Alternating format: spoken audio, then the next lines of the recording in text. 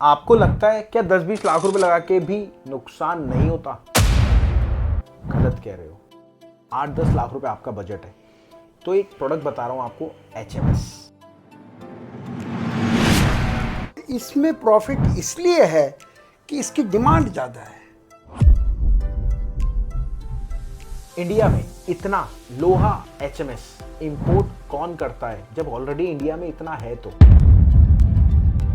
ये बाहर से जो और सस्ता हमें जो आयरन मिलता है स्क्रैप के रूप में, उसकी यहाँ बहुत ज़्यादा डिमांड है। क्यों आप बार बार जोर देते हैं आयरन स्क्रैप पे? क्योंकि मैंने देखा है बहुत सारे लोग हैं जो कि एक्चुअल में इंपोर्ट करते हैं आयरन स्क्रैप का। में इंपोर्ट आयरन करने में प्रॉफिट भी है। इंडिया में शॉर्टेज है हर मेटल की। इसमें प्रॉफिट इसलिए है कि इसकी डिमांड ज़्यादा है। अगर आप बिना सीखे इसको करेंगे तो नुकसान है, अदरवाइज एक पैसे का भी नुकसान नहीं है। अगर आपका बजट है ना मात्र 7-8 लाख रुपए का, तो ये वीडियो आयरन इंपोर्ट के ऊपर होने वाली है। मुझे पता है आप 20 वीडियो कम से कम देख चुके हो, बट आपको समझ में नहीं आ रहा आपका सपना इंपोर्ट आयरन करने का या HMS करने का, बट एक्चुअल में स्टार्ट कैसे होगा। इस वीडियो में मैं वो सवाल पूछने वाला हूँ एज अ पॉडकास्ट में। मात्र 8-10 लाख रुपए आपका बजट है तो एक प्रोडक्ट बता रहा हूँ आपको, HMS, जो कि हैवी मेल्टिंग स्क्रैप लोहा बोलते हैं। इस वीडियो में मैं डॉक्टर शुगुप्ता सर से पूरी डिटेल पूछने वाला हूँ। अब आप कहेंगे डॉक्टर शुगुप्ता सर कौन है? सर के पास 50 साल का एक्सपीरियंस है इंपोर्ट एक्सपोर्ट का और 28 कंट्री में ट्रैवल कर चुके हैं सिर्फ बिजनेस पॉइंट ऑफ व्यू से। अगर आप चाहते हैं कि यार आपका सपना है आपको एक्चुअल में इंपोर्ट करना है, तो ये वीडियो लास्ट तक देखना। और बीच में मैंने से एक हुक बताए हैं जो कि आपका कभी नुकसान नहीं होने वाला। और ये वीडियो प्रॉपर शूट करी गई है सिर्फ आयरन के लिए। अब मैं अशोक सर से वो सवाल पूछने वाला हूँ 5 जो कि आपने सोचे भी नहीं। सबसे पहला सवाल जो मेरा है, इंडिया में इतना लोहा HMS इंपोर्ट कौन करता है जब ऑलरेडी इंडिया में इतना है? तो सबसे पहला सवाल मेरा है। दूसरा सवाल मेरा आता है, आयरन स्क्रैप इंपोर्ट करने में एक्चुअल में प्रॉफिट कितना होता है?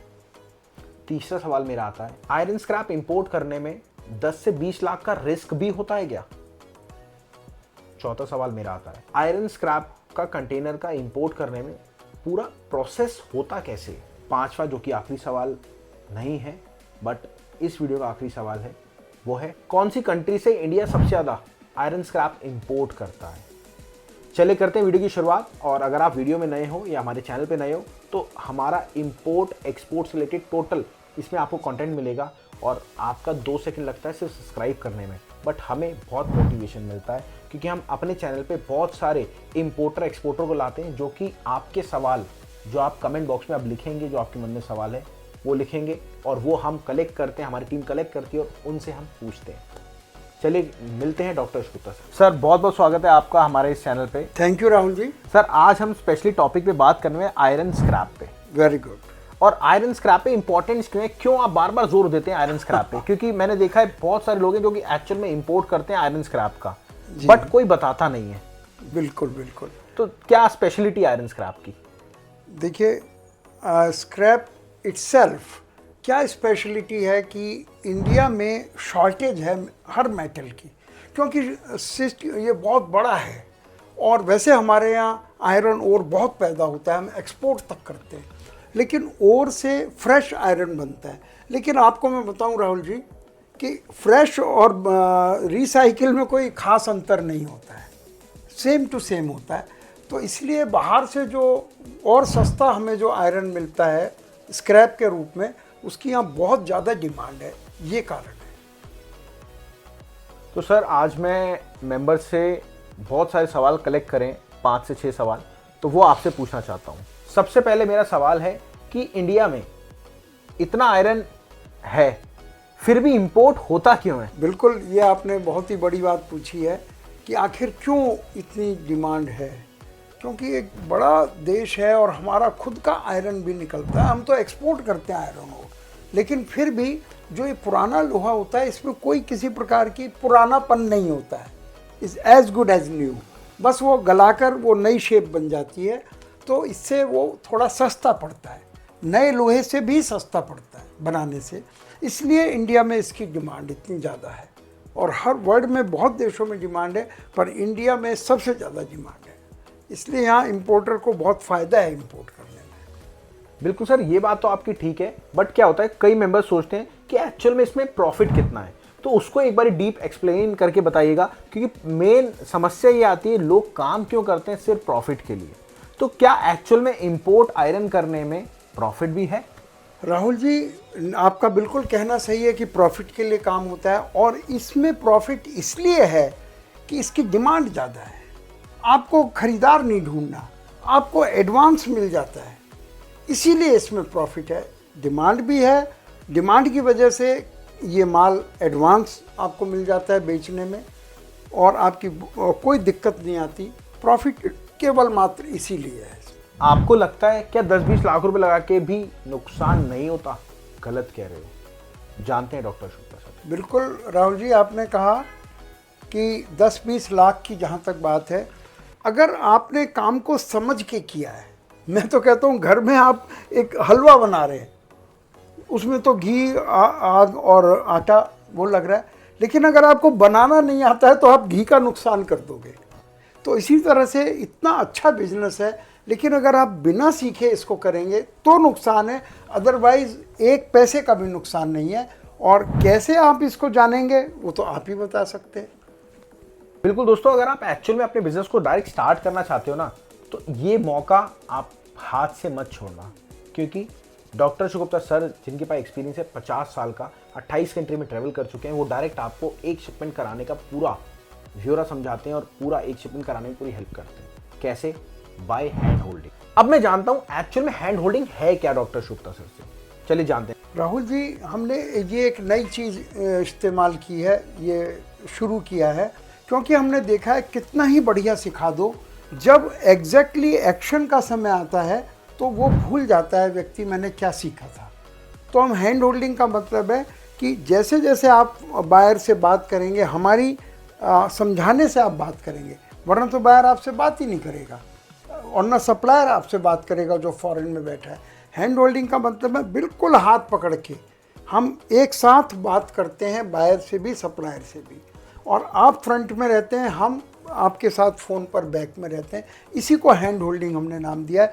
ये जो फीचर है ये पूरे इंडिया में किसी के पास नहीं है जहाँ जिसको हैंड होल्डिंग बोला। बट सर, मेन समस्या सबसे बड़ी एक होती है कि अगर किसी को काम स्टार्ट करना है तो मेंबर्स एक्चुअल में पूछें किससे, मतलब कोई प्रॉब्लम आती है तो प्रॉब्लम का सॉल्यूशन नहीं होता। 90% यही चीज़ होती है कि जिसको काम स्टार्ट करना होता है या फिर जो ऑलरेडी कर रहा होता है वो कभी भी किसी को नहीं बताता। तो ये प्रॉब्लम का हल कैसे आप हैंड होल्डिंग में सॉल्व करते हैं? बिल्कुल यही बात है कि जिससे हमारा इंपोर्ट एक्सपोर्ट अभी कम है।